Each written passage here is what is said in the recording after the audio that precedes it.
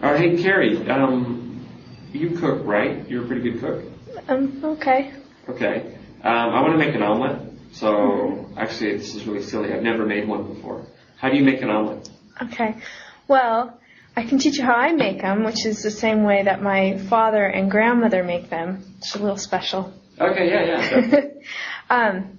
First, you take some eggs and crack them in a bowl and whisk them up so they're quite high and fluffy. Uh-huh.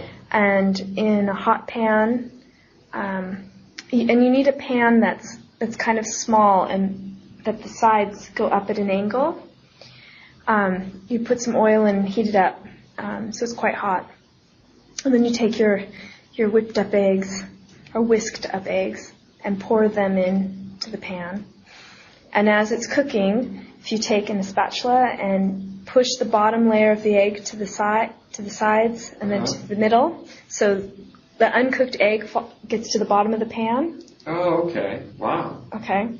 And keep doing that until most of the egg is cooked, so you should have a nice thick omelet. Uh-huh. And then flip it over.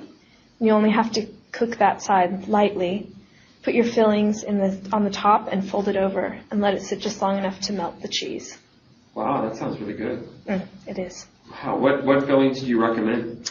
Well, if you want to do a real simple one, you can just use some pre-made salsa and cheese, and that's easy. Or you can do something like cut up some ham and cheese and onions or tomatoes, mushrooms, anything that you like. If you want to make a spinach omelet, then you have to add the cooked spinach to the egg mixture. Oh, okay. So it's actually cooked in it, and then in the inside, bacon and sour cream is nice, jack cheese. Okay. Wow, I'll have to give that a try. Thanks. Okay, sure.